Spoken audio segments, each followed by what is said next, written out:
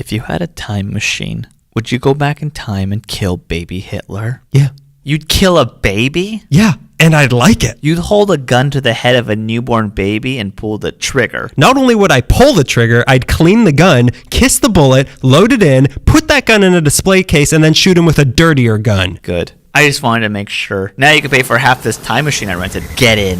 Bitch it.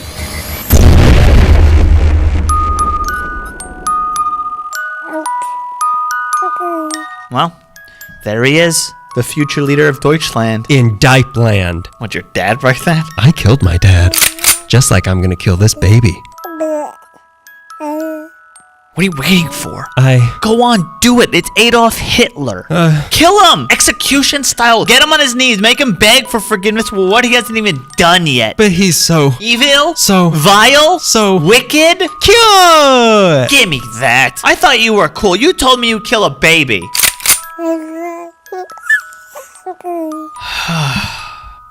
He smiled at me. I can't do it. Let's give him Poland. No! Well, we can't kill him. Can't we just, leave him in the woods or something? And risk him getting raised by a pack of anti-Semitic wolves? Well, he's still young and pure. Maybe we can set him on a path of acceptance and understanding and love. We can show him that there's power in diversity and unity, not division. How about this?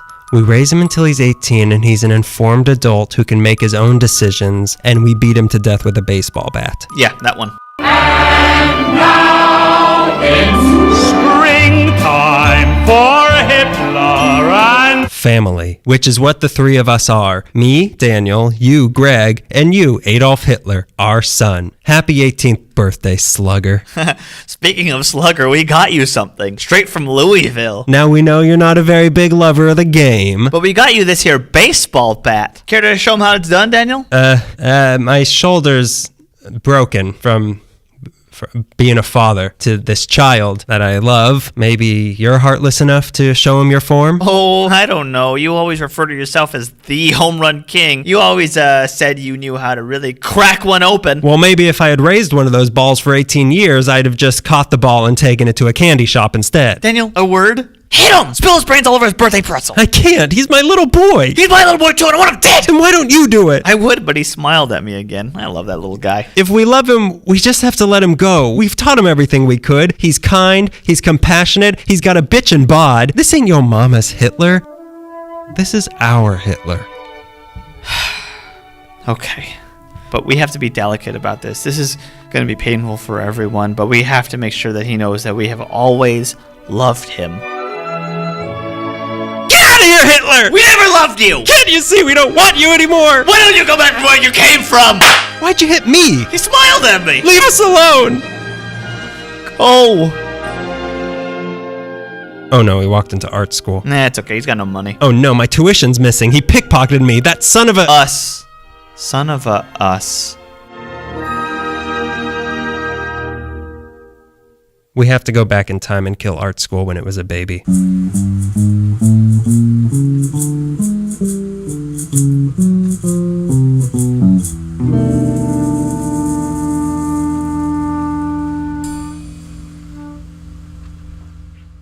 Here we are. Ellie Meekley's here. Episode 49.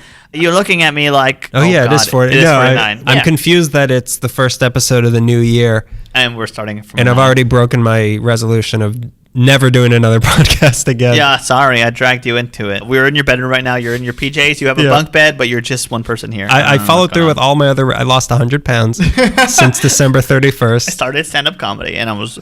Right away, I just skyrocketed. I hope you guys like my HBO special that came out at noon. It's for babies. It's an after-school comedy It's mostly special. Price is Right related. Welcome to the new year, 2018. 2018. Weird. Now it's going to make since 2013 sound like it actually might mean something. I know. It's like there's those restaurants that say like open since 2009. You're I don't like, care. whatever, yeah. So what? I only eat places from before 1880. When pants were not regular. I was regular in my pants. Hey, did people like that? Does anybody like this? Which should be the name of our podcast. And the answer is no. That'll be the after show. Happy New Year, everybody. Hope your Christmas was bright. I bet you're hungover right now listening to our voices, and it's too much for you. I bet you're covered in that dust from fireworks that won't let you go on an airplane because they think it's a bomb. That happened to my sister. That's funny. Your sister... My sister, Isis. I feel like you're the one that all the bad stuff should happen to, but it happens to all your loved ones instead. Luck of the draw, cat dog. Yeah, well, welcome to episode 49, or rather 49! I didn't see that coming. I was Neither did very I. excited about that. Yeah, me too. That's good. We're going to be talking about Nazis. In Los Angeles. Could In you Los believe Angeles. it? The multicultural city. Nazis in LA. There are no Nazis in LA. Well, actually, there are. Which was the original intro for this original episode. intro. But we decided to go with an opera instead. Yeah, no, we wanted a little Harry and the Hendersons treat for everybody. You remember Harry and the Hendersons, right? It was that 80s movie where they adopt Bigfoot. John Lithgow adopts Bigfoot, and everyone has to kind of adjust to that. We wanted to do that. We didn't want a short song that was funny. You all recall a movie nobody recalls, right? Well, we did it. Well, you suggested this when Nazis were big in the news. Well, here's two things that happened.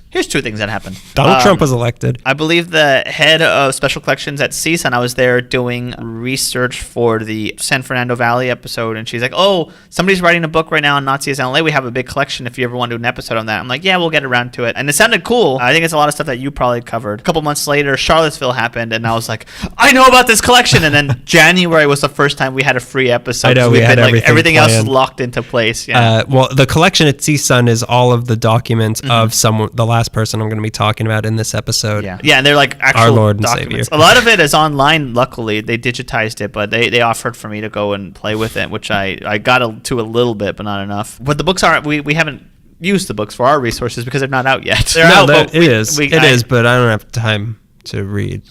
Most of this is just guessing. I've been reading Jurassic Park. I don't have time to read Nazi books. I mean, sure, there were some dinosaurs here, but I wouldn't call it. Jurassic Park is just a retelling of Ilsa She-Wolf of the SS anyways. I don't know why I'm doing this. Yeah, so we split it into two sections of the story. Greg's going to be talking about...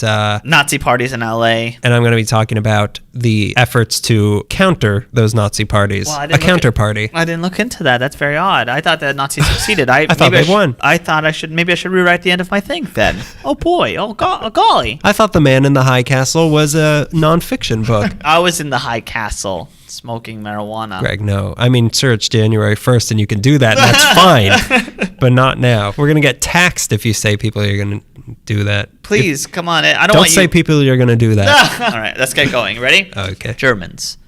The last frontier. Webster's dictionary defines Germans as a native or inhabitant of Germany. And that was all the research I did. Germans, see evil. That's mean. Come on. What about Der Wiener Schnitzel? Der evil schnitzel. Germans were arriving in Los Angeles by the 19th century, or should I specify, one German had. The 19th century? You can do that the whole time? Because I say 19 like a lot. Get ready. Let's see. His name was Juan Domingo. He was the German... His name was he was German and his name was Juan Domingo? Yeah, Juan Domingo was a German seafarer who was rescued from a ship in the San Pedro harbor and was recorded in the 1836 census. He liked San Pedro so much he stayed there and became a prominent landowner in San Pedro. And by the 1850s, there were some pioneer business owners who hailed from Germany, as well as people who were just like bakers. Their names? Oh, Jose Sanchez. These old Nordic names. Pedro Camacho. By the 1850s, they owned businesses and stuff, but they were bakers and pharmacists and brewers and barbers and boot makers. Butt makers, and that's my job. Make butts. No ifs, ands, or buts. I make butts. You're a fan of my work. I make butts. I like to make butts. I cannot lie. That's Aaron Mankey doing a lore episode on butts. That's Aaron Mix-a-Lot. Sir Manks-a-Lot. I like big butts. Yeah, I said it. Big butts. Back to Nazis, please. Please. Let's do this. In the developing years of the city, the German community established its own benevolent society, the Turnverein Society, which was a German language school. What's this? Turnverein. I'll spell it for you if you want. That's not necessary. You don't really care. A cultural society known as the Satanic? Teutonia Concordia, an agricultural colony in Orange County using the German word for home of the Anna River. It's called Anaheim. Really? Anaheim's a German word. Wow, that makes complete sense. Doesn't it make complete sense? Wow, that's fun. I don't want to talk about Orange County Orange here. County, yeah. It's important to remember that there are a lot of neo-Nazis in Anaheim. By 1876, the census recorded about 2,000 German folks living in LA County. The number declined abruptly after Franz Ferdinand was shot and World War I broke out. An odd phenomenon. So the number of German residents once again rose come 1930 after the city had grown exponentially through the boom of the 1920s. In those years, 1920, let's go to Germany for a little bit. Hitler was growing a following. Please no. Please keep me out of Germany for most of the 20th century. Hitler was growing a following for his political party, but also in the 20s, he was hiding from the police after a cheap attempt at seizing power failed. The man who hit him was an American in Germany. Wait, who is this? Who are we talking about? Hitler. Who's that? Is he one of Himmler's goons? You mean Wilhelm's little pet project? He'll never amount to anything. Him and the Beatles won't amount to anything. That mustached goon? Go back to art school, I say. That's what I always say. That's what the things I say. Yeah, at that time in the 20s, Hitler was trying to gain power. He wasn't succeeding very well. He was hiding from the police. The man who hit him from the police was an American in Germany. His name was Ernest E. Borgnine. Ernest Borgnine. Or old Borgie was hiding him. Ernest E. F. Hanfstenkel. Wait a minute. Where is the middle initial? Ernest E. F. Oh, so E.F. He has is two the middle initials. Yeah. His name isn't Ernesty? No, it's not Ernesty. It's Ernest E. F. Or Hefstenkel. Okay. Hefstenkel with All an right. H. Okay. Stop saying Hefstenkel. I'm going to keep saying it. German pride didn't go anywhere. One place where the German community could celebrate its culture in LA was on the western edge of La Crescenta Park, an area called Hindenburg Park, named after Paul von Hindenburg, who served as Germany's president from the late 20s to the early 30s. Wait, what's the guy's name again? Hinkelstein? Henstenkel? You want to look at it? Maybe you can say, but maybe you know the name. Oh, it's E.F. Hofstengel. Oh, yeah, you know the guy. You know him, Greg. Greg, you know him. We're talking about Hindenburg Park. The grounds were acquired by the German-American League for a purpose of gathering place for the LA German people to socialize. There was a statue of von Hindenburg at the park, which I've seen. It looks pretty creepy because it's just kind of his shoulder and his head, and his head's pretty giant. It's still there? No, it got removed in the 50s. We'll get to that. Why? Who won? How does the war turn out? At this park, they had dances. They served beer and sausages. It was the first place in California they had an Oktoberfest. Huh. All of California. Yeah. First I read Southern California. Then I read it was one of the first places. Then I read somewhere that it was the first place. So I'm going to go with that. Then I read Germany doesn't actually exist. I heard it's just a state of mind. Hindenburg Park stands at 3901 Dunsmuir Avenue in La Crescenta. It's where Dunsmuir meets Honolulu Avenue. You mean 3901? 3901. What did I say? 3901? This is going to go very slow. You want to just blanket? For all of you using some sort of computing. Are you using that old computing? Whoever's listening to this on a computing right now, whenever we say 9, just assume I'm saying 9. When I wrote this, I thought I was dreaming. I was dreaming when I wrote this. When I wrote all this stuff about Hindenburg Park, I'm like, oh, all of this sounds innocent. As I did more research, though, this was one of the first things I wrote about was about Hindenburg Park, and then I went back. The German-American League, which bought the park and was supposedly a front, as was the Terveren Society and the Teutonia Concordia, and maybe even Anaheim might be a front for something darker. I don't even know. But a lot of these things that I'm like, oh, that's really cool. They're celebrating German culture. Nope. All of it's kind of scary. Yeah. The census recorded the number of German residents in LA in 1930 at 120,000 people. So the German community is pretty vast in Los Angeles in 1930, and they had a lot of German pride. But that's a little awkward in the 30s because of what was happening in Germany. See, by 1932, going back to Germany, 32, we were hosting the Olympics. If you remember that episode, we got some money from the Reichstag, sorry. Now you got the second part wrong. Adolf Hitler became the Chancellor of Germany around that time. He was appointed Chancellor by Paul von Hindenburg, who was the namesake of the park, which pretty much led to Hitler's rise to power and begun, or I guess had already begun, setting in motion the eradication of the Jewish people and anyone who did not fit into the model of the blonde-haired, blue-eyed area. This final solution of his was a crazy idea, but what was craziest is that many people, a majority xenophobic Germans and pure-blood fanatics went along with it. They're like, this sounds good. Let's do this. This is great. Sign me up. So Hitler's rising power in Germany. In America, there's professed Nazi Party representatives had been coming from the Deutschland to the U.S. since about 1926, setting up cells in different cities throughout the country. There were several on the East Coast, some notable ones in North Carolina, Milwaukee, St. Louis, Buffalo, Oakland. It seems like the big mission at the time was to spread Nazi propaganda, obviously. German military officers were also here in the States imparting training to military groups who pledged allegiance to Germany. The second step in their organization was to divide the country into 3 geographic areas, which were the Division of the East, the Division of the West, that's us, and the Middle Division, which is where hobbits live. New York, Middle America. New York seemed to be their most important cell, followed by Chicago, which claimed to be the oldest and most important Nazi center. FYI, the German-American Boon Party, which came to LA, originates from Chicago in 1933. Not every German citizen obviously supported Nazi stuff. Of course not. Many were exiles of Germany. However, we're not here to talk about them. We're here to talk about the Nazi Party in Los Angeles. Now, there are a lot of different groups This out is going to there. be a real one-sided episode. Equal time. Equal time. It's Talk to me. I'll talk. Let me say something. It's weird to think that obviously anti-Semitism and all that was a big part of the Nazi Party, but they weren't seen as how we see them now. You know, they're not like the epitome of evil. They weren't then how we see them now, which is the worst thing that could have happened. Yeah. So for these things to be popping up, it's weird to think, but it's not that weird at the time. Well, at the time, I'll get into this, but I'll just talk about it a little bit right now. It was also the Depression in the 30s. Yeah. We were looking for scapegoats. And of course, like America for Americans was a big thing. It still kind of is, sadly. But like anybody who, like, Jewish people were accused so much of running the show. Whoa, what are you saying? Hang on, I got to run the show first. I got to cut your mic. Hold on. Let's talk about the Nazis. Yeah, let's stop talking about the Nazis. Let's get back to the Nazis. We've given Jewish people enough time already. Let's get back to the Nazis. There were a lot of different groups out there.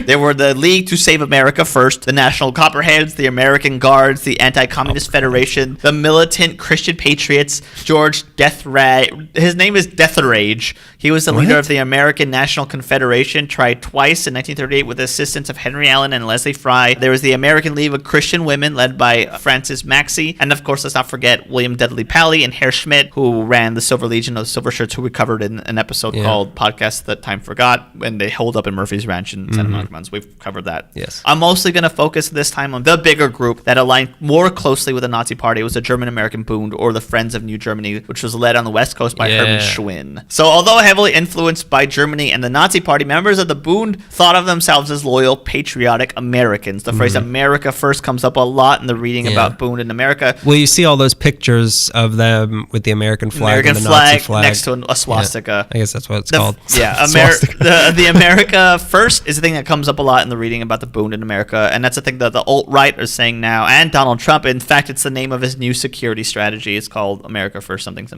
America for the New Germany.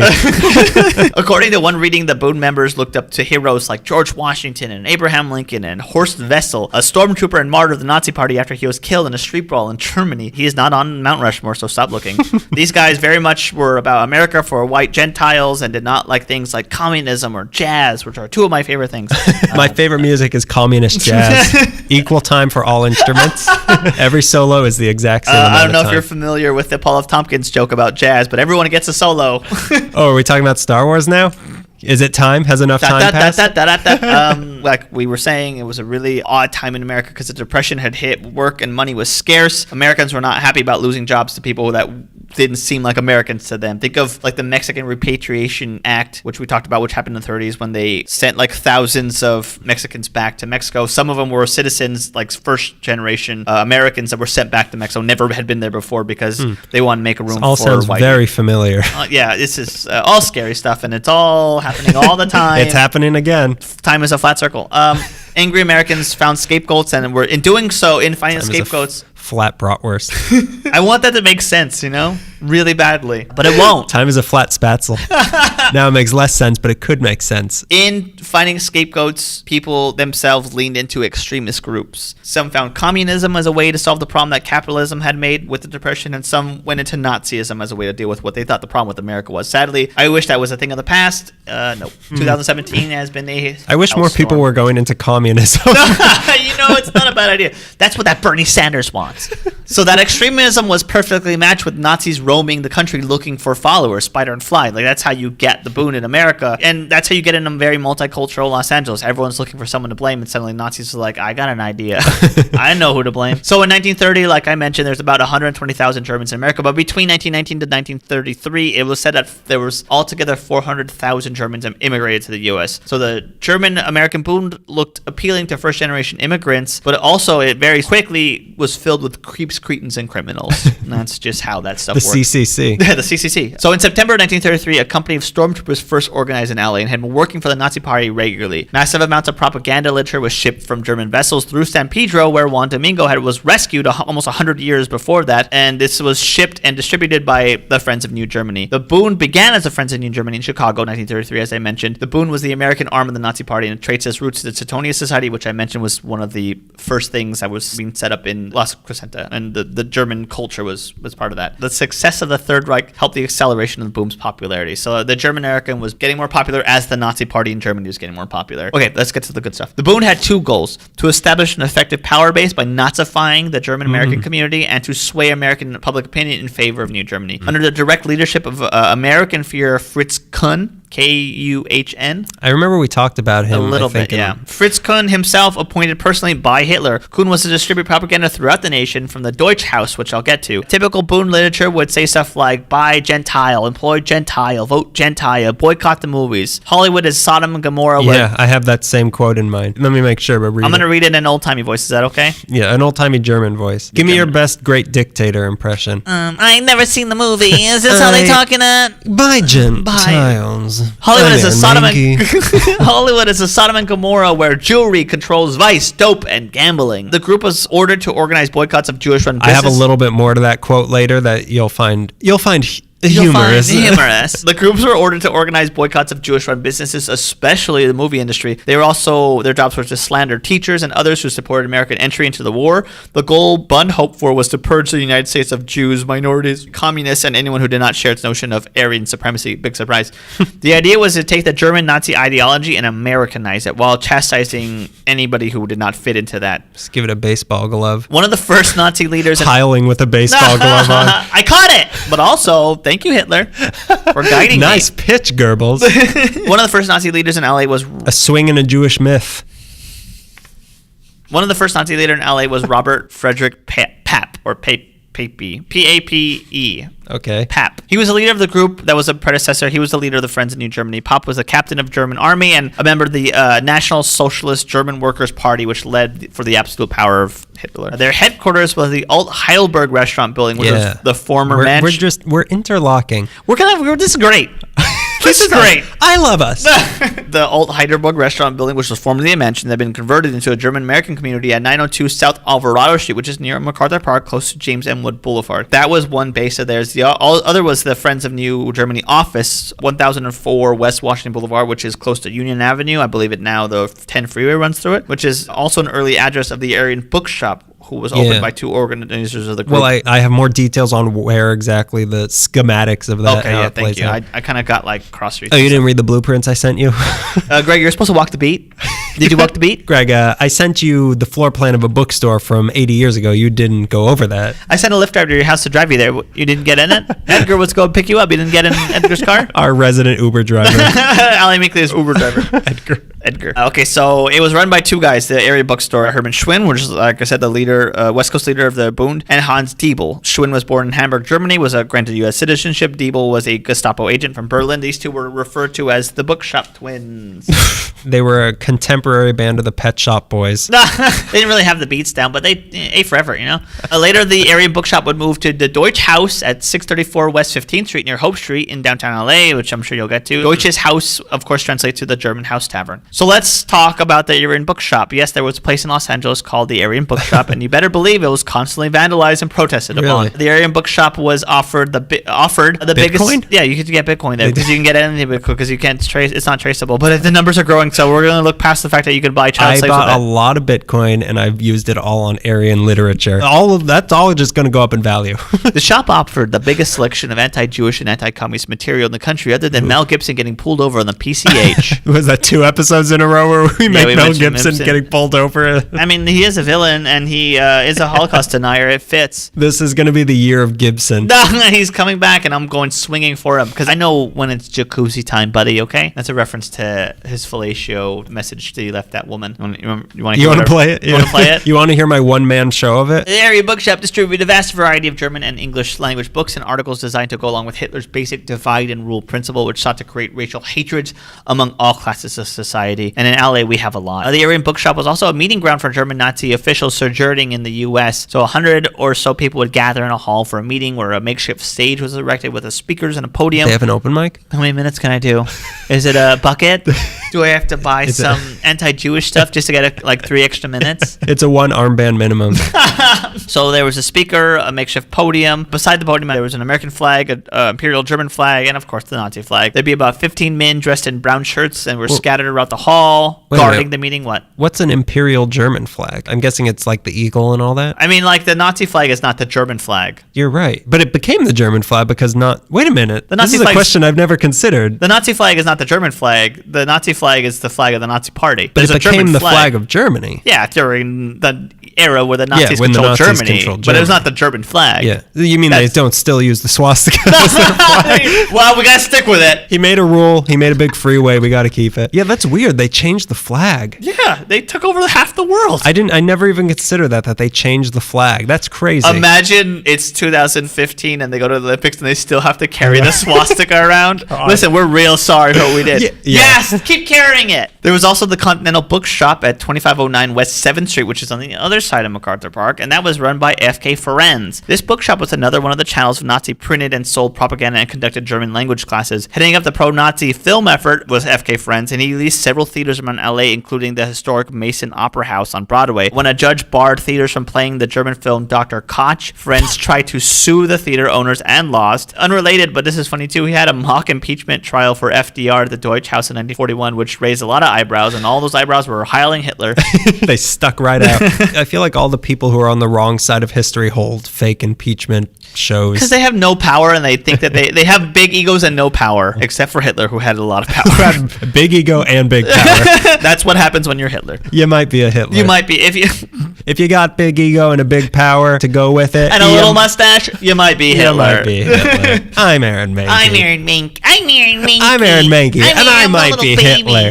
He was just about to listen to us too. He was just about to support. This was the one he was going to finally give a chance. This is the one he was going to support, and he can't support us now. I don't like this. I don't like to be mocked. Much like a vampire. I didn't concentrate too much on the Nazis' influence on the film industry. I have stuff on that. Okay, I have F.K. Ferenz, who was trying to show a lot of pro-Nazi films in Hollywood. There's another guy. This guy was a little more involved. He was a German consul. Say it. His name was George. I think it's Gessling. Gessling, Yeah. who you want to talk about him? He was sent to L.A. by Adolf Hitler and Joseph Goebbels in June of 1930. Goebbels? Joseph Goebbels? Oh, it's not Goebbels. It's another guy. It's a drag queen version of Joseph Goebbels. Joseph Goebbels. And the single task Gessling had was stopping Hollywood from making anti-Nazi films. Gessling had been despised by anti-Nazi Hollywood for decades, and as a consul to Germany, he somehow had a powerful grip on the movie industry and had a lot of studios adhering to his guidelines. He forced multiple studios to alter their films to make Nazis seem more sympathetic. He apparently asked Warner Brothers not to use the word Jew in a movie after a compassionate speech given about a Jewish character. The weird deal with Gessling, I don't know if you'll get into this, is that many people suggest that he was actually working against the Nazis for the Italians. Maybe. I read that he also helped negotiate the surrender of all German forces. That's not true, but Okay. we'll get into that. Well, I can't trust all my sources, and that was a book, published book. A typical Boone activity was to drop leaflets from I top. read that in a Highlights magazine, and now I just can't believe anything anymore. I stared at the tree with the pencil in it, and I got lost, and suddenly all the Nazis are helping surrender. So, okay, I don't know what year it is. Pencil tree. Always a pencil the one tree. thing, the one reference we know about Highlights magazine is that they always talked about Nazis in the pencil tree. Obviously, you don't know how to read highlights. Okay, a typical Boone activity was to drop leaflets from tall buildings onto the streets. This was referred to jokingly as bombing. Like a blitzkrieg of paper. In 1934 January, the society claimed more than 300 members and maintained a close tie to the Silver Shirts, which had a head count of like 5,000 members in Southern California, but they were somehow less powerful. The Boone also had a radio station, KRKD, which broadcast a show called the German Hour, where the hosts attacked Jews and communists, and which were, in their opinion, were the enemies One and the of same. Yeah, and the enemies of Germany and America with a K. KRKD 1150 was broadcast out of the Spring Arcade building on downtown on 5th near Broadway, and in the 20s, that building was owned by Amy Semple McPherson. Wow. But it was eventually sold in the 30s, so she's off the hook. The KRKD Not radio in my tower. book. She's too white to not be Nazi. She loved all people as long as they gave a couple bucks to her. The KRKD tower still stands, by the way, and they just had a big old deal about lighting it up again. Wait a minute. That's the one that I always think is the RKO tower. Yeah, and so it's that not. thing was spewing Nazi filth? For an hour. Just for an hour a night. What's the big deal? I mean, what? 23 hours controlled by the Jewish community, and then you don't get to give 1 hour You to can't the have Germans? 1 hour? And everything else was probably in Mexican or whatever. In 1933, there was two Boone sympathizers working for the Allied Times. Are we talking about the Pet Shop Boys again? The Boone Synthesizers? Their other rival band. Much more popular, but less talented. Than the Bookshop Twins. They just looked better. There was two Boone sympathizers working for the Allied Times who inserted anti-Semitic pamphlets into the newspaper. Swastikas were flying high in parts of LA. On October 20th, 1935, a group of Nazis celebrated Hitler's birthday at the German house. 420, bro.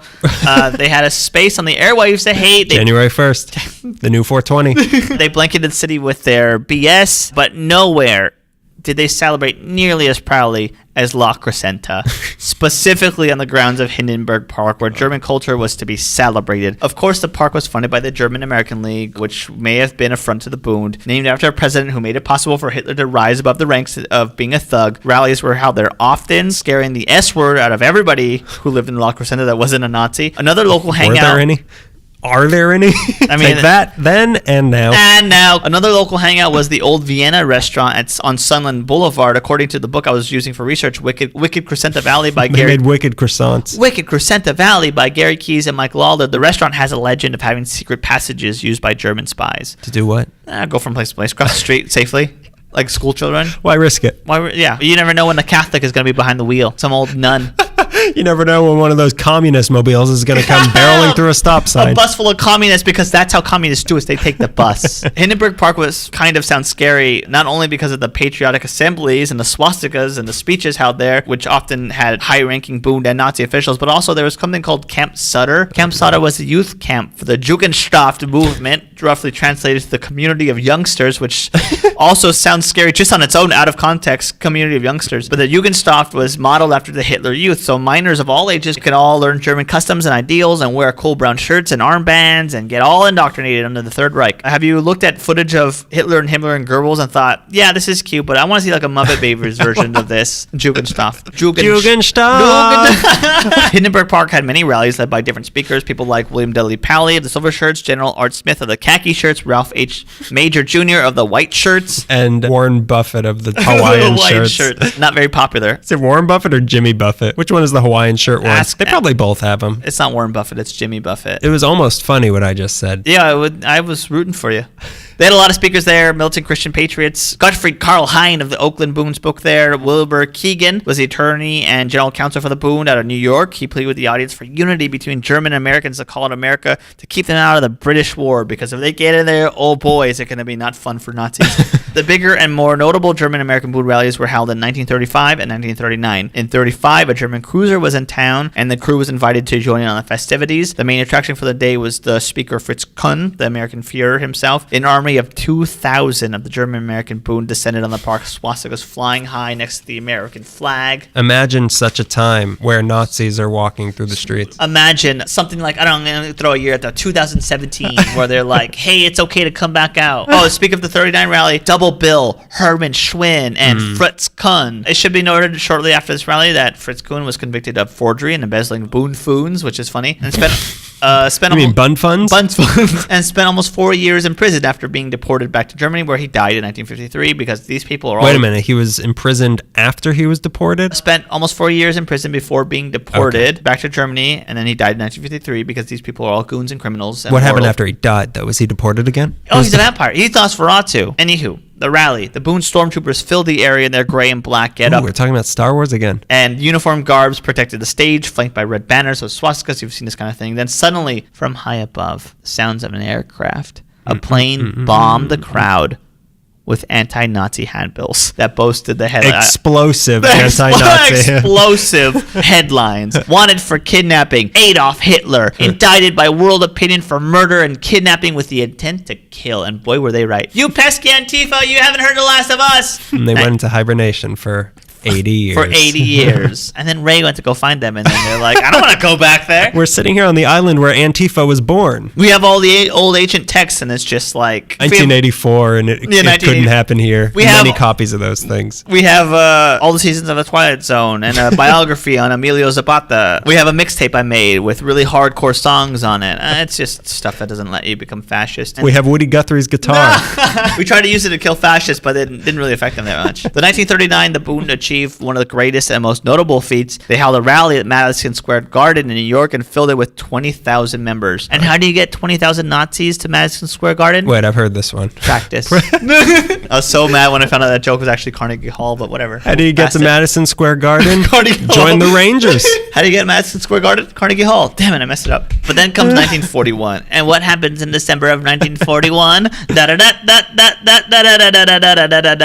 That's the sound of Japanese bombing the naval base at Pearl Harbor. And then America was thrust into World War II, and our tolerance for intolerance was over, although, come on, it's us. Right away. Well, I think you mentioned in the podcast episode with Silver Shirts, like right away, the next day after Pearl Harbor, military shut down Murphy's Ranch. Yeah. Pretty quickly after that, they came for the Bund. Usually on the opposite end of the good things, the House Un-American Activities Committee, HUAC, started strongly attacking and denying any Nazi sympathetic organization the ability to operate freely during the war years. In 1942, 9 Allied Nazis, including Schwinn and Diebel, the Bookshop Twins, that great band, were convicted of violating they were convicted of violating the Sedition Act of 1917, which made it a crime for anybody to convey information intended to interfere with the U.S. Armed Forces prosecution of the war effort. Also, part of that was it was a criminal act to promote the success of the country's enemies, which being a Nazi in America did. 2 years later, 1944, 34 more precious little pureblood Nazis were put on trial for treason. This is referred to as the Great Sedition Trial of 1944, which put them on trial for not only the Sedition Act, but something called the Smith Act. It was a criminal offense to advocate the violent overthrow of the government or to organize or be a member of any group devoted to such advocacy. Being part of the fascist movement that was supported by German forces, it turned out that was a big no-no. But through a lot of mishaps on the trial and a fight for freedom of speech in favor of the Nazis, which is happening in 2017, and the death of the judge, it was declared a mistrial. La Crescenta, once again, is influenced by Nazi Germany when it becomes home to the first wave of internment camps for Japanese citizens who were detained in the Latuna Canyon. So weird. Yeah, no. La Crescenta is a weird area. What, like... Get all the Nazis out. Let's make room for internment camps. It's like that land was something about it was begging to become Germany. After the Bund was seemingly dismantled, they went by a different name, the Deutsche Haus Männerchor, which translates to the German House Male Choir, which I don't know how much... They were just a band now? Yeah, I don't know how much fake singing they did to try to pass the muster, but I don't think it worked. They just, after that... And they do love mustard. After that, I think they went super secret. So the Bund, after all, everything said and done, they thrived from 36 to 39 and had varying reports on numbers. Some people say there was 6,000, others say it was like 500. Either way, with American pride and Nazi hate in the air, the German-American Bund was an American bunk. I got him! German-American bust. Oh, that's better. Fudge. Bund or bust. Oh, I like that. Don't ever speak over me again. Next. Maybe my favorite thing, I don't know if you'll cover this or not, but the on-the-street enemy of the Bund was the American Legion and the Elks Lodge. No, There was a lot of street fighting in between the American Legion and the Bund, which is so cool to me. I don't know why. We can always depend on the Elks. Yeah. In the 60s, another hard-hitting fascist group sprung up in Glendale, not too far from La Crescenta. Glendale was at the time known as a white man's town. It was full of affluent white or Northern European citizens, and it was also a very known sundown town. First of all, before we get into the Nazi part of there, it was discovered that there were swastika symbols on lampposts in Glendale that were put up in the 20s, like officially, like molded into it, not like graffiti or vandalism. Was it like the Buddhist swastika yes, thing? Okay. It was put up in the 20s. No one really noticed it until the 50s, and they're like, what's this?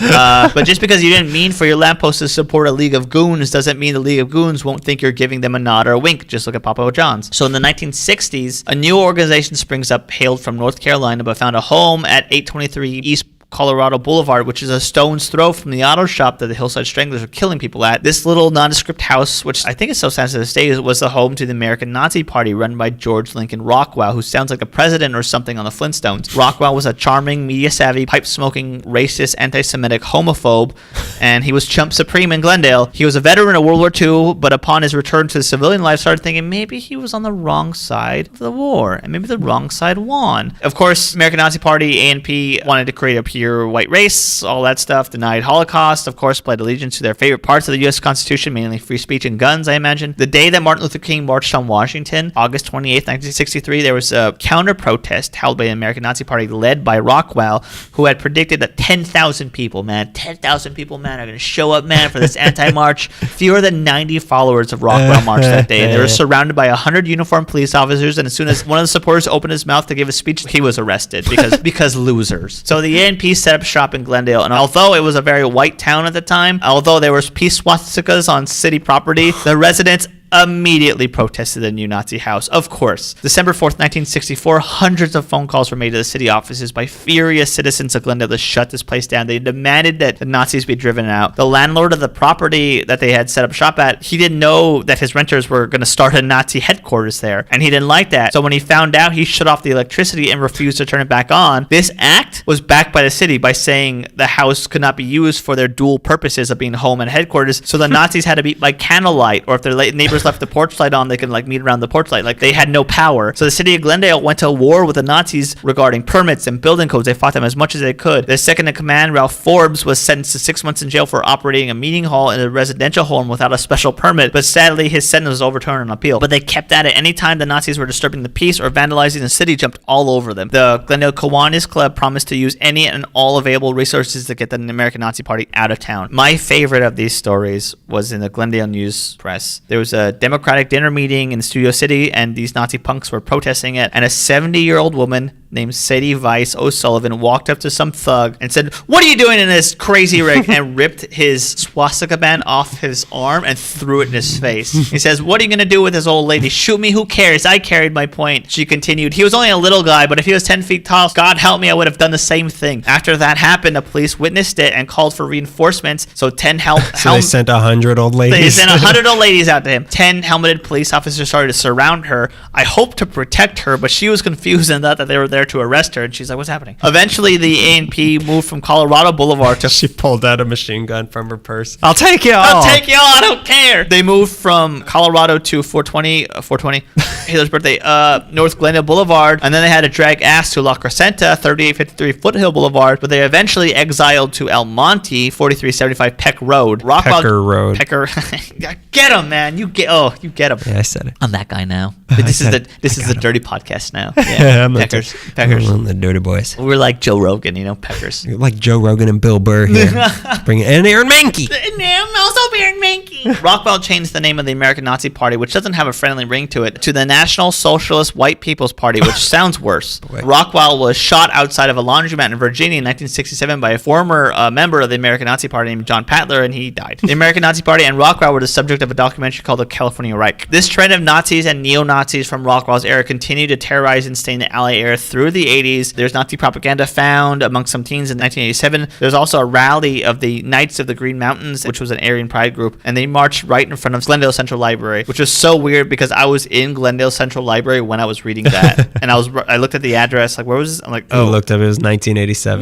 The Knights were squashed out. There's another group called the League of Pace Amendment Advocates. They were squashed out because, being a fascist, you belong in the shadows. Last year, February 2016, there was a particularly horrible neo-Nazi KKK march in Anaheim, Pearson Park. That's Orange County, I know, but it resulted, of course. Well, that is their home base. Yeah, that is the motherland. The motherland, Disneyland, and Deutschland. Two recent notes. A German heritage group, but not German hate group, called the Tricentennial Foundation funded a sign in a beautiful Germanic-looking font that said, "Willkommen zum," and then in English, "Welcome to Hindenburg Park." It was immediately protested, and the Jewish Federation of the Greater San Gabriel and Pomona Valley said the sign was a callback to the Nazi history in the area. It created an unwelcome atmosphere, and keep in mind that all the sign said was "Welcome to Hindenburg Park," and they were like, "No, not again." Hans Eberhard, chairman of the Tricentennial Foundation, was saying, like, "I was just trying to preserve history. We weren't honoring the man, just the park, but because of the park's history, they were like, still, no." So they took the sign down. Why honor the man? Whatever. No, not honor. I didn't want to honor the man. I wanted to honor the park. Oh. And also, like, you know what the park's honoring, right? It's secondary honoring, but still, it's honoring. Let's just call it, what would we call it? Washington Park. Oh, we just call it Good Old Boy Park. Let's call it Trump Park. The other recent note, of course, is that the Nazis and the fascists are unfortunately back. This time they're calling themselves the alt-right, which they have a particularly strong internet presence. They made themselves very known as Charlottesville, North Carolina in 2017 when they protested the removal of a Robert E. Lee statue, and one of the neo-Nazis drove a car into a crowd of counter-protesters and killed someone. There was an America First rally in Laguna Beach, of course, in response to that, like the very next day. A big part of the alt-right's internet presence is a neo-Nazi community and news website called the Daily Stormer, which has offices in Santa Monica, which I don't know if it started in Santa Monica, but it has an office in Santa Monica. So all gross. The Pepe the Frog memes and anti-diversity coming out of Santa Monica comes out of it, festers from this site. The creator of the website is a guy named Aaron Minky. The creator of the website is a guy named Andrew. I knew it. His name is Andrew Anglin, who is currently on the run from the law and is being pursued for his connection to the trolling of a real estate agent who lives in Whitefish, Montana, named Tanya Gersh, after Gersh has urged Sherry Spencer, mother of alt-right leader Richard Spencer, to move her offices. So after that, this Anglin guy sent all these people. He suggested to his goons they threaten her and her family, which apparently, according to his lawyers, falls under free speech. Gersh is now suing Anglin, and Anglin is claiming to, I'm not a citizen of the United States, and now he's, as of 2017, is still on the run. I hope they catch him. So that's just some of the Nazi history in Los Angeles. That's not even the KKK and neo-Nazi history. If this was any other part of California, like Orange County or Riverside or Antelope Valley or the High Desert or Central California and Northern California, it would be overwhelming, but it's LA, so it's whelming. All right, you took us way too far into the present. I'm going to take it back to the good old days of, Nazism. Now that we've heard Greg's thesis on why he believed Hitler was right, I'm going to tell you about the resistance. Please do. I'm dying to know about this stuff because all I've been reading about is Nazis get away with everything. Not tonight. That's the name of the episode. Not tonight. Nazi Berry Farm. Nazi Berry Farm, because they grow berries of hate. And they're juicy, baby. Juicy. Obviously, like Greg said, there were Nazi sympathizers in LA, but they weren't really seen as a threat, like you said. Yeah. Everything is, like Greg said. Yeah. Good night, everybody. It wasn't until Pearl Harbor happened and suddenly the FBI decided that Nazis were bad. Nobody cares. But the Jewish people of Los Angeles couldn't just wait until Pearl Harbor happened, which we knew was coming, to then start worrying about local Nazis in LA. Yeah. So they had to take matters into their own hands. So we did what we do best as Jewish people. We formed committees. In 1933, the Community Relations Committee formed with the purpose of keeping an eye on the doings of the groups that you just mentioned. This committee eventually became the Jewish Federation of Greater Los Angeles, which is now the biggest Jewish community group in the city. They're running everything. How come the Jews are running all the Jewish community groups? They're also at all the temples. What's the deal? Yeah, I want to go to temple too, but there's so many Jews in it. In March 1934, the Los Angeles Jewish Community Committee formed to gather Jewish leaders every Friday, which is the Sabbath, which I shouldn't be doing, to inform each other of local Nazi activity to keep their community. No one saw it coming. Who would have They were supposed to be at home. So the whole Friday nights. They would, thank God it's Sabbath. They would meet every Friday to keep their community informed and alert, making them the first anti-Nazi Jewish resistance organization in the whole country. But other than just passing on information, there was the European Film Fund and the European Relief Fund, which started in LA in 1938, where members would donate 1% of their weekly salary, and that money was given to European refugees from the Nazis to help them, eat and to find jobs for them and get them situated here. And then there were the protest groups like the United Anti-Nazi Conference, who had the biggest anti-Nazi protest on November 22nd, 1938, just a week or so after Kristallnacht in Germany. What is that? Let me put my Hebrew schooling to the test. It was basically the night in Germany where just all across the country, Jewish people, it means the night of broken glass. So it was the night where they just burned Jewish businesses, beat up a lot of people. And that was sort of like, all right, we're all in this now. We all hate Jews. Here we go. That was the start of the bad stuff. So this protest that they had against this, it had 10,000 people marching down Brooklyn Avenue in Boyle Heights to the Breed Street Shul, where they called for FDR to sever U.S. relations with Germany and to send good macaroni salad from the East Coast into Los Angeles. Another significant protest was also in 1938 after Hinckley took the Sudetenland. This one was only 50 people from the American League for Peace and Democracy, and they went outside the German consulate, which was at 117 West 9th Street. They were protesting our old friend, German consul Dr. George Gissling. It only lasted an hour when they realized that the office wasn't open that day, and What, they're too scared to come out? Just stay in there with your lights off and the close sign up. Okay. Typical Nazi scum. Gissling keeps coming up. We'll get back to him later for the big story of him. You know that he actually helped Italy surrender all the Nazis. He single-handedly made Germany surrender. That's a fact. I read it in a book. It was a hardback binding of Highlights magazine. Also, the paper was really hard.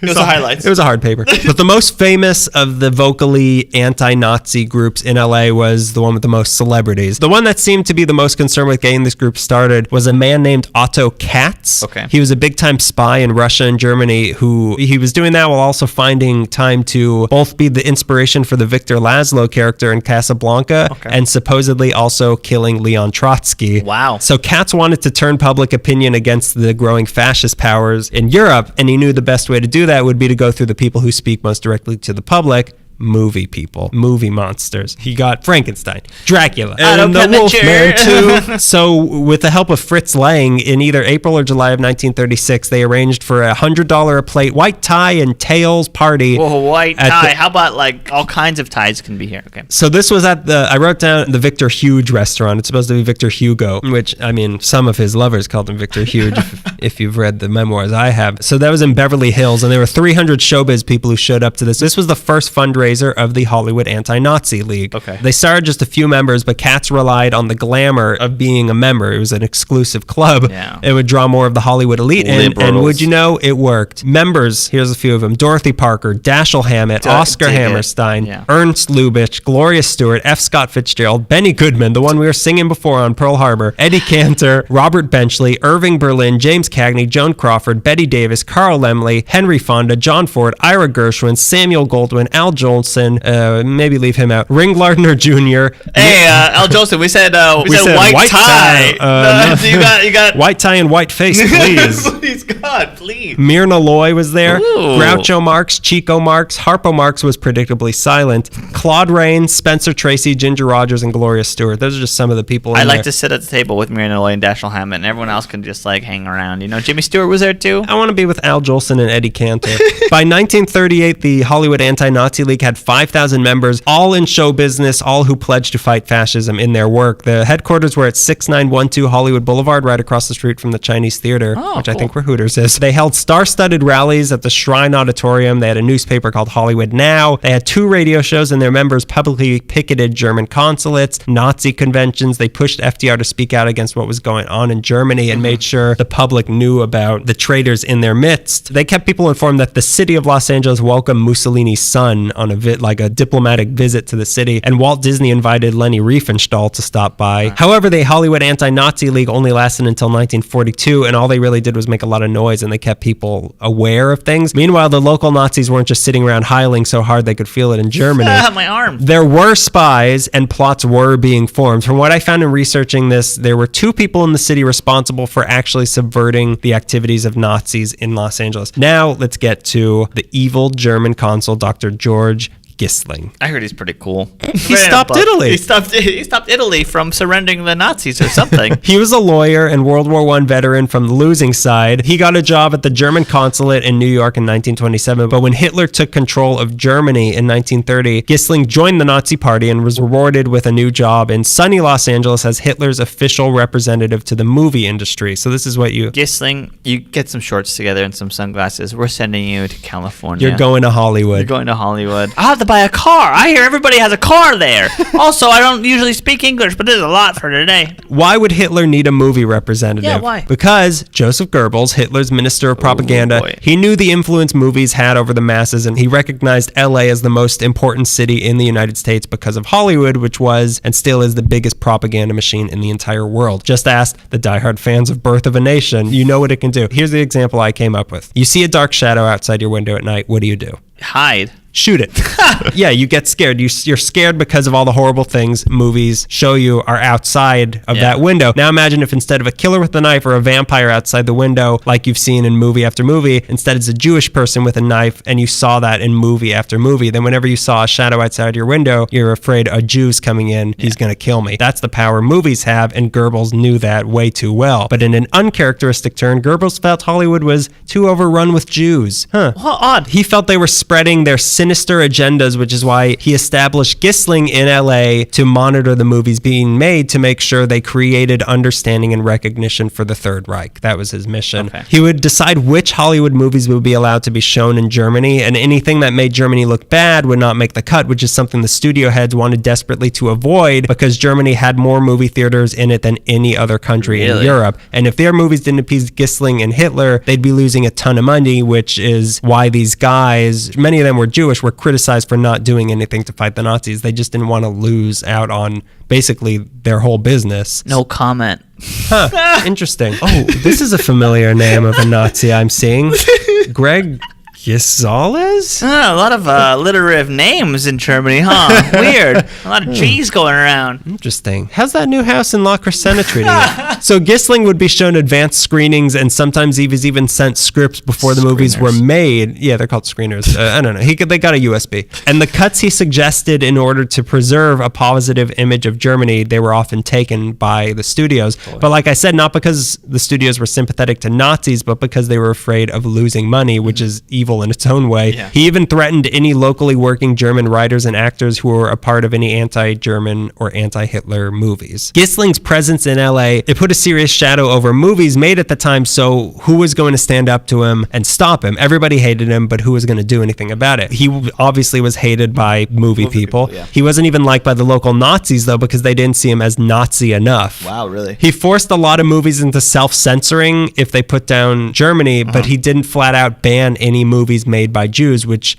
would have been all of them, but which is also what the local Nazis wanted him to do. They called him a traitor for never making any anti-Semitic statements to the press. The reason for his moderate Nazism was this: you almost got it. He was actually working secretly to bring down the Nazis. Even though he was a pretty high-ranking member of the Nazi Party, he hated their anti-Semitism and what they were doing to his country. He loved Germany and wanted to protect it in any way he could, and that meant bringing down the man he felt was ruining it, Adolf Hitler. Kicking some ass, George Gisling. I'm hesitant to completely, because it's, why? There's proof of it, but it's not an accepted thing yet. Okay. So I don't want to go praising some Nazi just in case it's not true. Yeah. As the local consul, he was kept privy to the political workings back in Germany and how their economy was doing. He was also informed on the doings of the German-American Bund, and all of this information he took and gave to a Jewish friend of his named Julius Klein, who was an officer in the Illinois National Guard, who then gave the information to General George C. Marshall, head of U.S. Army Intelligence. Oh, wow. Okay. So it was going directly to the people who needed it. In January 1940, he was part of a 3-day meeting with high-ranking German diplomats where they discussed how the war was going and that Germany was afraid of the U.S. entering the war before Europe could be conquered. In this meeting, they also discussed, you also kind of talked about this, they talked about how the SS were sending their secret agents into the U.S. and that their agents, they were already embedded in the war factories along the West Coast and were ready to stop production on any weapon being used against Germany whenever they got the signal. All of this information Gisling passed on to the head of Army Intelligence, and being sympathetic to the German Jews who were being increasingly mistreated, Gisling even set up a secret phone code for any local German Jews who needed his help. If they called asking for Dr. Ginsburg, he knew that it was a Jewish person calling for help. Wow. And then he read Howl to them.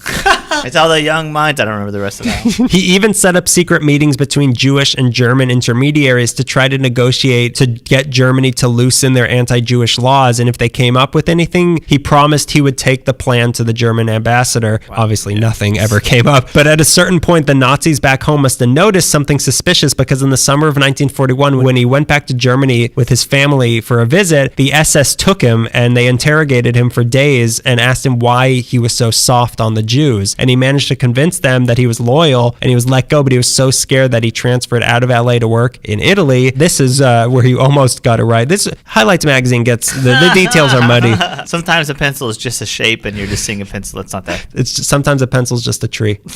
This is what he did. In 1945, he went on to be a key part of Operation Sunrise, which was the mostly peaceful surrender of the German troops in northern Italy. He didn't get all of Germany to surrender. No, he got all of Germany. And he used the movies to do it. After the war, Gisling was arrested and he was tried at Nuremberg, but he was cleared of charges for the help that he had provided the Allies. But not everyone fighting the Nazis was this high-ranking turncoat who could, a classic spy. Some of them were just average people making sure that their local communities were safe, which was the case of the guy who is the most important resistance fighter in Los Angeles, Leon Lewis. He was a lawyer out of the University of Chicago Law School who served in military intelligence during World War I, and he was Jewish. Hooray. He went on to be the first national secretary of the Anti-Defamation League, which was an offshoot of a group started to protect Jews worldwide in the 1800s called B'nai B'rith. But in 1931, he came to LA to set up his law office in the Roosevelt Building at 7th and Flower downtown. It wasn't long, though, before he noticed the Nazi presence in town, and just as quickly, he noticed that they were growing stronger and stronger. Here's the rest of that quote that you were reading before. It was a local poster. Christian vigilantes arise by Gentiles Gentile, employ Gentile, vote Gentile, boycott the movies. Hollywood is the Sodom and Gomorrah where international Jewry controls vice, dope, and gambling, where young Gentile girls are raped by Jewish producers, directors, and casting directors who go unpunished, which is only partly true. But on July 26, 1933, 100 local Nazis had their first public meeting with swastikas and all at the Alt-Heidelberg building. It was at 902 South Alvarado, where they announced their plan to unite all the scattered Nazi groups throughout LA into one powerful movement. And this was coming just a few months after Germany had sent Robert Pape to the city to help build all these organizations. So Lewis saw all this and he knew that now wasn't the time for lawyering. He had to act now. You had to become an action hero? It's time to put away childish things. Like the law. I'm hanging up my bar degree or whatever. Like I said, the country was so obsessed with communists at the time that nobody was worried about Nazis. So there was no government intervention coming to stop what was building. And Lewis knew that. So he decided to use the Nazis' own strategies against them. During the Depression, veteran benefits got cut severely. And these angry veterans who were abandoned by the country, they just fought to protect a few years before this. In the Nazis' eyes, these were the perfect recruits for what they're trying to do. They suspected that the veterans would want to repay the country for their betrayal, but not if Lewis could get to them first. Oh boy. So in early August 1933, Lewis used his connections with the American Legion and the disabled veterans of World War I and went straight to what we now call the Bob Hope Patriotic Hall on Figueroa, and he managed to convince 4 men and their wives and their daughters to join him on his mission. His plan was to have these men and women join every single Nazi, fascist, or good old-fashioned hate group in the entire city and report back to him on every single thing that the groups were doing. They had code names, they had a code language, they had everything. That's amazing. His very first recruit was a man named John Schmidt, who was actually German and the son of a Bavarian general. He had been hospitalized for 6 years after World War I because he was shell-shocked, and when those veteran budget cuts happened, he lost most of his money. But when the Friends of the New Germany came calling to get him to join their side, he still chose America over the Nazis, even though America kind of betrayed him. Being a German of such, pretty noble background, he was highly desired by the FNG. So when Lewis, who was an old friend from the Americanism Committee, came asking for his help, Schmidt knew he had a lot to offer to try to protect both his old country and his new country. He had 3 code names. He was Agent 11, 74, and Elf. 2 of those are really good. Yeah, Agent Elf. That's cool. I'm here to bring gifts of death. So his first assignment was to go back to the FNG and tell them that he changed his mind. I want to join you guys. He got a couple friends from the Disabled American Veterans Group to join up as spies for Lewis with him. There was Captain Carl Sunderland and Major Bert Allen. So the 3 of them went down to the Alt-Heidelberg building to see what exactly was happening here. It turned out it was being used to house and feed unemployed Germans for free. Just one catch. You have to learn everything about National Socialism while you're there. So this was terrifying to find out because that is how Hitler got started in Germany. They were admitted into the FNG headquarters, which was in here's the layout. Let me get the blueprint I was telling you about. It was in the back room of the Aryan bookstore, and these men joined the group and they worked their way up the ranks. What they found out, it was disturbing. LA had always had a strong KKK presence and was never really sympathetic to Jewish people. We had a mayor who was in the KKK. Everybody was in the KKK. It would be shocking if the mayor wasn't in the KKK. So the Nazis of the FNG were banking on this history of hatred in Los Angeles and the fact, like you said, that the port of LA was way less monitored than the ports in New York. So this was an easy in to the city. Every German ship that came into the port of LA from 1933 to 41 had a Gestapo officer on board that the local Nazi groups would give their information to. These officers would have meetings with the FNG that Lewis's men observed, where they would smuggle in thousands of pounds of Nazi literature and cash. They should have built a wall. How about a wall between Los Angeles and Germany? It covers most of the world, sure, but hear me out. Germany's going to pay for it. We're blocking off most of the water that comes into our... But here's... We're safe. They would discuss their plans for LA, which was to get rid of the communist Jews in the city, push all the Catholics and the Jews out of the local government, and replace them with German Americans who would bring policies into practice that they learned from the Nazi literature, which would effectively bring Nazism into the U.S. government and, in their opinion, make America great again. And once they had a stronghold in LA, the rest of the country would follow city by city. But there was something that was even scarier that these men found out about. It was called Der Tag, which means the day. Schmidt learned about it in September 1933 at an FNG dinner at the Lorelei restaurant. Were you talking about that? No. It was a German beer hall that a lot of Nazis would eat at, and, they do their German songs or whatever. I just hate them so much. Stupid lederhosen. Go in there. Culture, beautiful culture. I hate it. Pigtails. Build that wall across the world.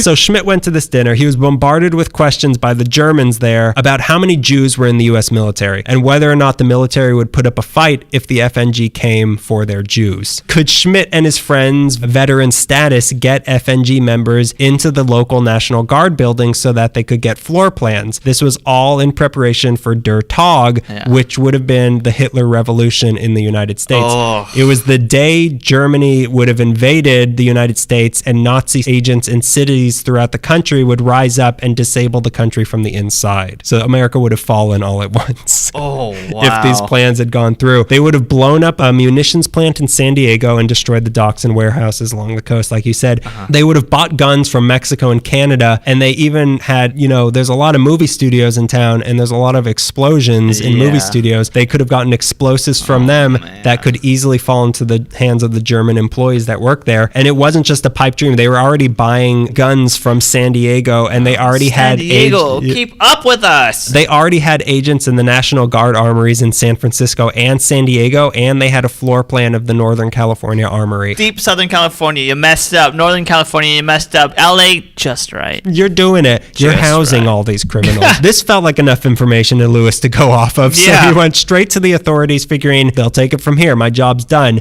They couldn't have cared less. Oh. He went to LAPD Chief Jim Two Guns Davis. He said, don't go to Two Gun Davis. 2 minutes into Lewis's explanation, Davis stopped him. He said, Hitler's just trying to save Germany and was right to do what he's doing. He said Germans... You take this to his underling. William H. Parker, he would have done something because he doesn't like that. Take it straight to Dragnet. Tell Columbo. So Two Guns Davis said Germans could not compete economically with the Jews in Germany and had been forced to take the action they did. He said the real problem was all the commie Jews in Boyle Heights. So the LAPD's out. Great. Then he went to the sheriff's department and turned out they were sympathetic to the Nazis. Then he went to the local FBI. They were sympathetic to the Nazis. And this is surprising me. Why? I don't know why I thought that authority figures would care that the Nazis were taking over, but apparently not. Oh, yeah, they're all white at the time. That's right. So it was all up to Lewis yet again. But Lewis had been funding all these spy operations out of his own pocket, and he knew he had just scratched the surface of what the Nazis were planning. But to dig deeper, he needed money, and he didn't have money. Yeah. These first 6 months, in today's dollars, it cost him over $100,000. So he went to B'nai B'rith. They weren't interested. What? So then he went to the local Jewish business owners, but they barely raised $1,000 to help him. So he was desperate for a group of rich, powerful Jewish people to fund his spy ring. Then he remembered he's in Hollywood. Nah. On March 13th, 1934, I think you're anti-Semitic. On March 13th, 1934, you're around. On March 13th, 1934, Lewis arranged for a special banquet at the Hillcrest Country Club at 10,000 Pico Boulevard, the only country club in town that allowed Jews. 40 guests were invited, including the heads of all the major studios or their representative. There was Irving Thalberg of MGM, Harry Cohen of Columbia, Henry Hengeson of Universal, Harry and the Hendersons of John Lithgow Studios, Joseph Schenck of 20th Century, Jack Warner of Warner Brothers, Emmanuel Cohen of Paramount, Saul Wurtzel of Fox, and Pandro Berman of RKO, just name a few of them. Lewis knew it would be a hard sell to get this funding because of the studio's accommodations to the German censorship, but on each seat at the dinner was a copy of the Silver Legion on it, which was the propaganda magazine of the Silver Shirts. In it warned that Hollywood Jews would force them to rip our divine constitution to shreds and hand it over, heads bent low, spirits crushed, morale destroyed to the bulbous-nosed lords of international Jewry. That's what you sound like when you say things like that. I got that off of Greg's Twitter account. In the drafts. Yeah, I read your draft bin. Lewis also informed the men that for the previous 9 months leading up to this meeting, Nazis had been getting jobs in their movie studios and firing as many Jewish employees as they could. And by his estimates, so many below-the-line Jewish workers were being fired from the studios that they were at almost 100% Aryan purity, even at that point. These revelations and the fact that these same moguls had been in a meeting about censorship just a few months earlier with a representative from the Catholic Church who told them that there there was a rising Nazi sentiment in the country. This convinced them. They were like, all right, I think something's happening. They decided to give Lewis the funding that he needed. From that meeting alone, in today's dollars, he raised over $400,000. Wow. The biggest donors were Thalberg, Warner, and Cohen. One of them, I forget which one, but one of them was like, we don't have that many Jewish people that work at our studio, so we're not going to give that much. Get the name. I'm gonna say it was Lucasfilm. They even agreed to set up a council that would meet every month to make sure that none of their studios were making any movies that might fan the Nazi flames. Right. Miraculously, the federal government finally started taking an interest in Nazis in March 1934. They passed funding for an investigation into their activity in the U.S. Lewis went to D.C. personally to show the leader of this new group, Samuel Dickstein, don't laugh, what he had found and made Jewish. Whenever I was writing Lewis, I kept writing Lewish. It looks like it's not just me. I was auditioning for being a ghostwriter on your Twitter account, but this guy made Lewis Dickstein, don't laugh, it made Lewis the West Coast counsel to his committee. Okay. So now Lewis's spies were politically protected by the U.S. government in case anything should happen. You can't see me, but I'm doing the A-OK thing with my hand. That means something bad in Germany. Damn it. It means you support Goebbels more than Hitler. What's wrong with you? Then in December, I take a picture of that and put it on Twitter. Then in December 1934, Lewis got another huge break when the D.C. committee came to L.A. and basically broke up the local Nazi groups, including the FNG. They also made new laws hindering foreign propaganda, and Lewis, after 16 months as a spy, felt that his job was done, and he can finally go back to practicing law. What is it, the mid-30s? We're A-OK now. World War II averted.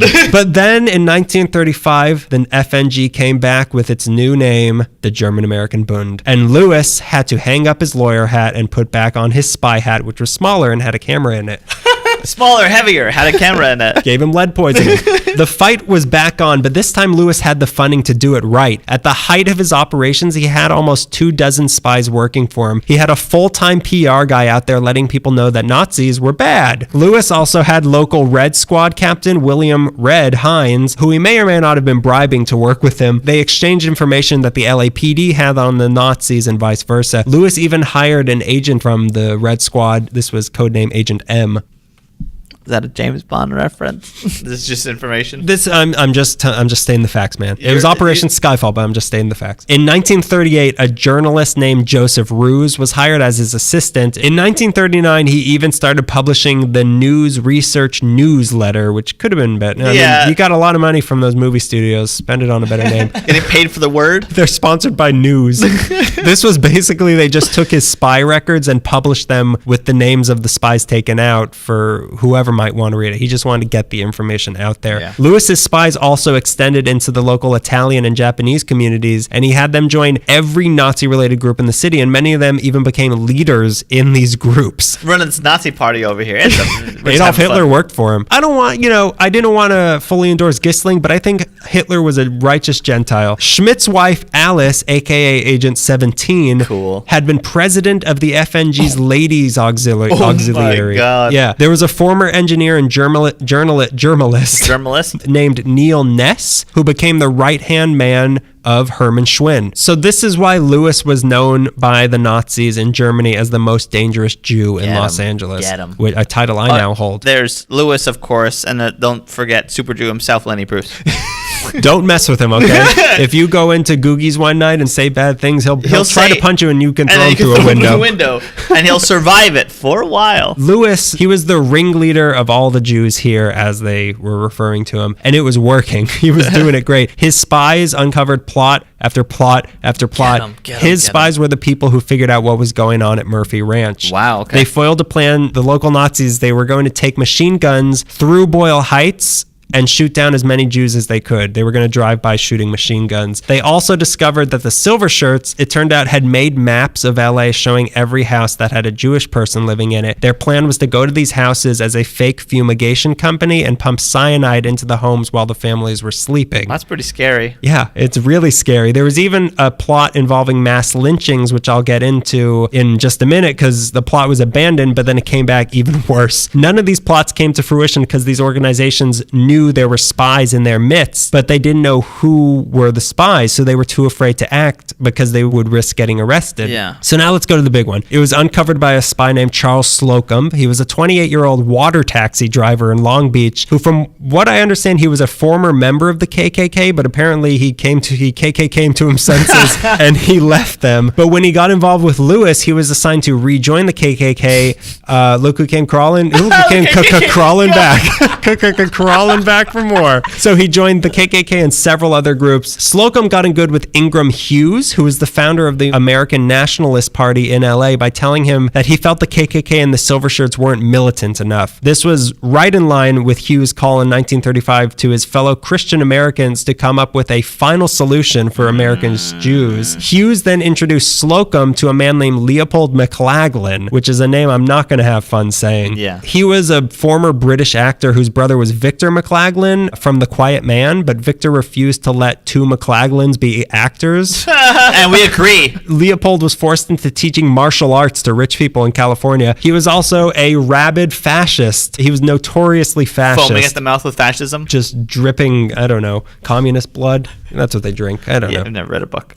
I read Dracula, but in September 1937, Slocum and McLaglen met at a dinner with a few other local Nazis at the House of Sullivan restaurant, where he confided to him of a plot he had. It was building on that earlier plot about lynchings I mentioned that had been planned by Ingram Hughes and Herman Schwinn. They had been working on it. Plot was simple. He had a list of more than 24 high-profile Jews, Hollywood Anti-Nazi League members, and Christians who helped them in Los Angeles. For each name, there would be a team of 4 Nazi boys and white Russians, which I don't know what that means. Oh, it's a milk with vodka.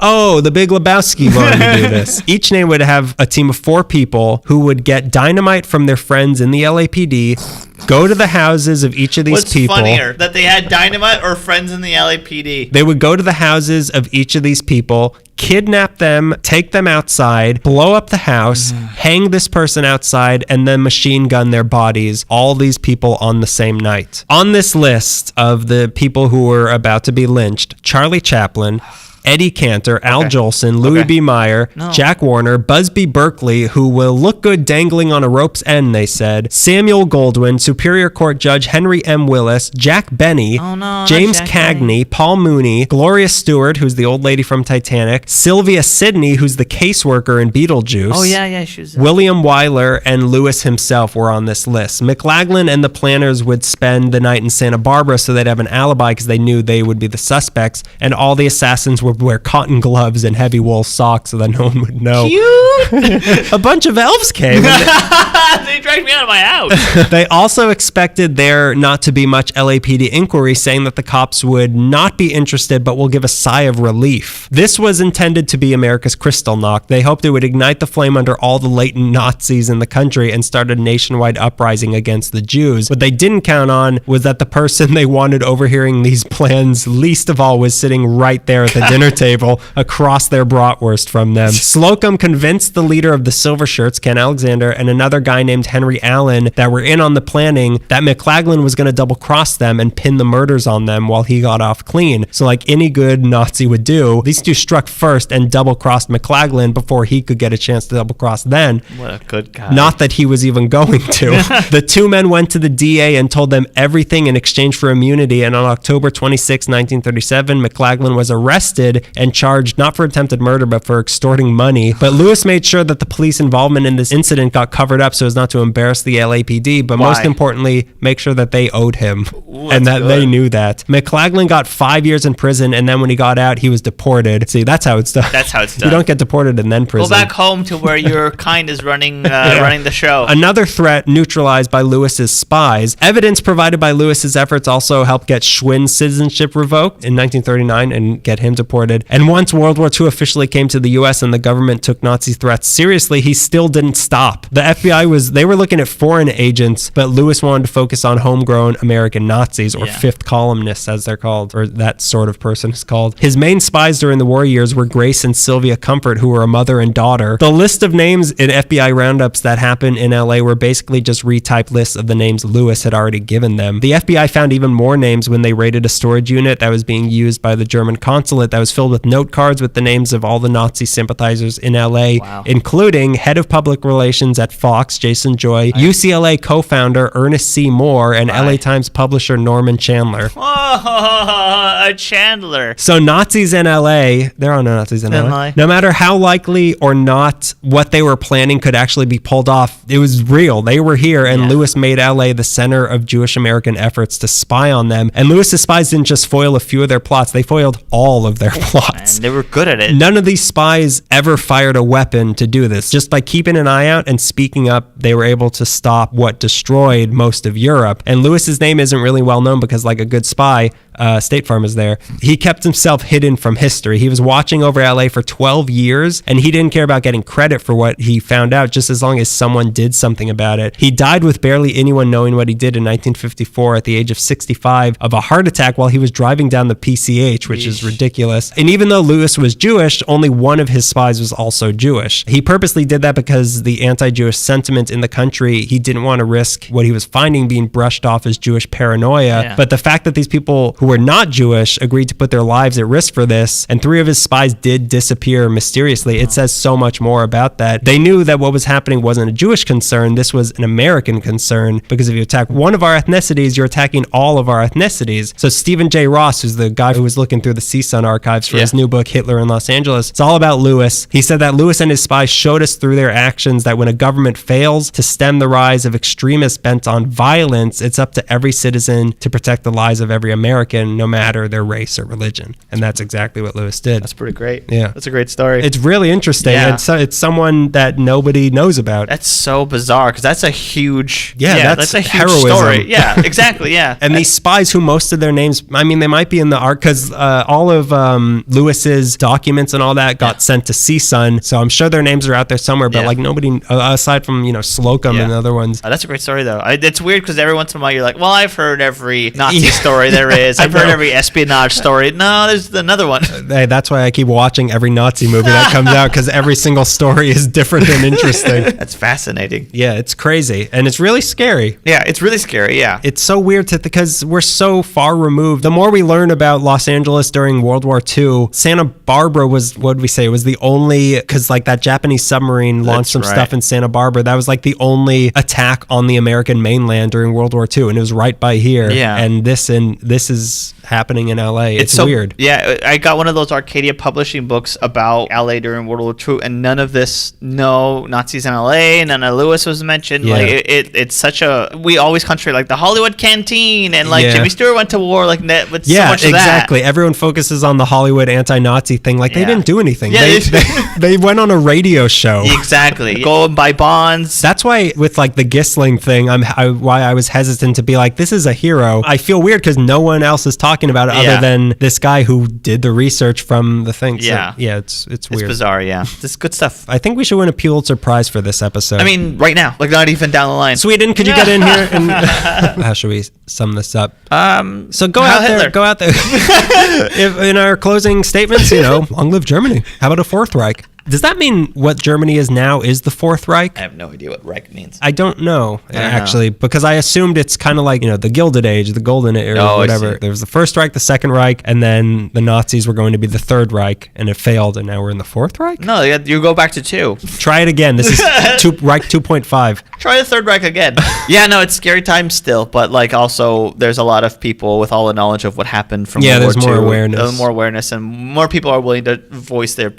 So many people are willing to voice their opinion. But like we've seen, it's one thing to voice your opinion, and it's another thing to stand up. Yeah, exactly. And I'm not doing either. Hey, listen, there are I'll stronger be hiding people in my own attic. There are more heroic people out there. There are people who can bench press a lot more than me. I'm on Ali Meekley. I'm not on Lore or Last Podcast on Left. I'm here. Speaking of Lore, if you're on iTunes listening to Lore, how about you go on iTunes and leave a review for LA Meekley? Pretty good. That was pretty good. Pretty good. That means that they're going to leave a review for Lore and forget about us. Leave all of your LA Meekley weekly reviews on Oh, lore. Lord. Someone will notice. Go on iTunes. If you have an iPhone, use your podcast app. Leave us some stars. It's nice. It helps do people that. find us more. It helps us get our name out there. It helps us keep going emotionally. I don't have a lot out there, it's just me and this podcast. I died a long time ago. I'm a ghost. By the time this episode comes out, our YouTube channel should be Up to date. armed and fully operational. All the episodes We're on gonna there. blow if you up wanna- Alderaan. I'm talking about Starkiller, man. I'm all about new generation. I'm not about Death Star 1 or Death Star 2. I'm talking about the third Death Star. YouTube, it's a new thing. We have it's I don't know if you've heard of this, but you can watch videos on there. There's cooking and Girls putting on makeup. taking stuff out of boxes, I hear. Kids reviewing toys. You could find us on Facebook under Ali Meekly. Instagram, Ali_Meekly. Twitter at Ali Meekly. We have a Tumblr page, which is our home base. It's alimeekly.tumblr.com. Gmail, send us an email, la.meekly@gmail.com. Send us a Gmail. If you have any comments, suggestions for episodes, or if you work in an interesting place in the city or know someone who does, we are looking to do more field trip episodes. We could come down to your place and interview you. Yes, and we keep an eye out because we have an event planned in January, which sounds really exciting. Yeah. So keep an eye out for that. Yeah, keep an eye out for that. Also, Patreon, be our Patreon saint, as I like to say. Donate some money. We have a few benefits up there, so we'll send you like some postcards and some pictures and things like that. Yeah. Thank you so much for listening to us through all of 2016 to 2015 to 2014. Thank you very much. We hope to carry on More in 2018. importantly, thank you for listening in 2013. Yeah, 2013, when no one else did. That was just me and you and my mom. 2018's looking really good so far. 2018 is going great so far. So far, first episode of 2018, it's great. Best podcast I've ever heard. Get ready for next month. It's our big 50th anniversary special. It's not really a special. It's just going to be an episode with a special episode. A special episode. A Of very that. special episode of L.A. Meekly. The one where we get an abortion or whatever. What? When it was on TV, like a very special episode. Oh, okay. Well, Yeah. I watch different TV than you did, obviously. I watch abortion TV. Everything's still grassy to me. Thanks for listening. Get 2018 off to a good start. Yes. We love you. So that's been the first episode of 2018 for L.A. Meekly and the boys. Finding hidden Nazi messages in Highlights magazine since 2013. Heil us.